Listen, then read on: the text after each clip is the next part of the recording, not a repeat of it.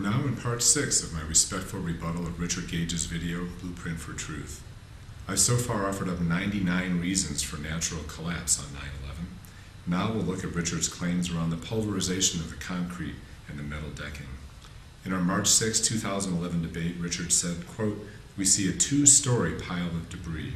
How many floors are found? None. What we see are core columns and perimeter columns. No concrete. Let's see if these 3 claims are true as we go along." Now the view of the thick dust clouds blanketing lower Manhattan are horrifying. When the Twin Towers collapsed, 220 acres of gypsum, concrete, and even some metal decking were ground into dust. Richard says, quote, "It takes an incredible amount of heat to create these clouds. That a simple collapse of these buildings would not have enough energy to pulverize so much building into dust. If he is right, then that deserves a serious look. For the first several floors, most of the dust that was ejected was from gypsum wallboard. The concrete kept getting smashed, ground up, and only gradually pulverized, and was ejected further down once it was finally crushed into fine dust. The 3 or 4 inch layers of concrete were no match for the tremendous gravitational energy of the collapsing buildings. Finally, even some of the steel itself became pulverized.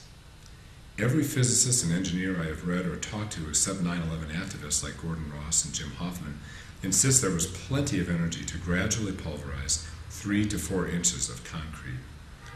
Richard Gage asserts, quote, "The available gravitational potential in the whole building is about 110,000 kilowatt hours. That's the weight of the building times its height above the ground. But the expansion of that cloud has been calculated to require 10 times that energy and heat, which produces the expansion.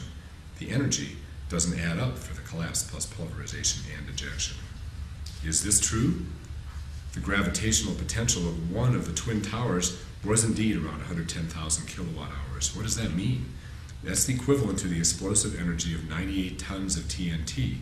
Now a small W-48 nuclear weapon is 72 tons. Richard Gage's dust calculations come from a 2004 paper by Jim Hoffman, where Hoffman calculated the energy required for the dust cloud to expand to the size it attained shortly after the collapse, which he assumes cannot have been done with the dust mixing with the air. So he says the initial expansion of the dust cloud must have been due to either A, thermal expansion of the air, or B, expansion of the cloud by steam boiled by collapse energy.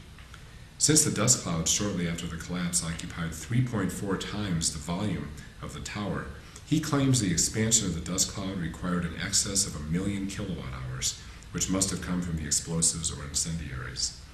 The amount of explosives required is about 1,000 tons of thermite, and believe me, a blast that big would not have made the tops fall. They would have gone way up into the sky. That dust cloud would have been over 1,300 degrees, roasting anyone in it to death. If the expansion were due to steam, this requires over 2 million liters of water to have been boiled off during the collapse. In 2004, Hoffman said he was working on a revised version of the paper to address these problems, but as of 2011, he has not yet produced it. To pulverize almost all the concrete, we would need explosives covering every inch of the building. Why would they do that? Right after the collapse, rescue crews walked on cool surfaces. 4,000-degree nanothermites on top and on every 2 or 3 floors are inconsistent with this fact. Richard Gage asserts that, quote, "There's hardly any macroscopic pieces of concrete, but this picture shows the debris pile was covered with concrete, originally from lower floors, which didn't have time in the collapse to be fully pulverized. The sandy surface is larger particles of concrete not yet pulverized because they came from lower floors." Richard asserts that the pulverizing nanothermitic destruction of the towers was so complete that there are no pancaked floors to be found anywhere. What about those floors, those pancakes? If this was a pancake collapse, we're looking for some pancakes down there. How many floors do we find at the bottom? Not 50, not 10, not even 1. Well, actually, here is a firefighter's photo of 20 pancake stories from an FDNY website, corroborated by several first responders. Quote, "My gang cut away a section of a wall. We counted 14 floors compressed into 8 feet. That's ironworker Terry Strobel talking to PBS in a show called America Rebuilds. Another quote, 2 weeks after 9/11, engineers Pablo Lopez and Andrew Pontevorco are walking into the basement sublevel at the ruins. They discover a solid rock-like mass where the basement levels of the tower had been, and see the recognizable traces of 20 floors, very much like geologic strata, revealed by a road cut compressed into 10-foot vertical span. Nothing between the decks was recognizable except as a rocky, rusty mishmash. That's James Glantz and Eric Lipton in 102 Minutes. And I'm not sure, but I wonder if this picture on the lower right from Richard Gage's own video is actually another example of pancaked floor layers.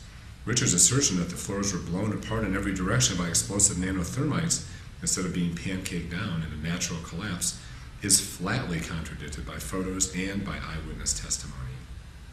Now let's talk more about those 4,500 degree explosives. They would do a lot more than just blow the floors apart in every direction. If there were tons of super hot nanothermites, then it would have created pyroclastic dust flows of 1,400 degrees, like the 2009 Indonesian volcano.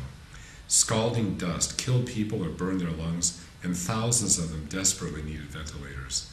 This may look like the density floor of 9/11, but at night you'll see this dust is red hot.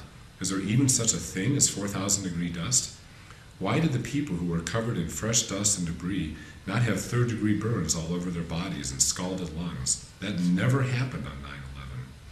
I hypothesized that the 9/11 dust would have been maybe 20 or 30 degrees warmer because some floors were very hot and the rest of the building dust was cool.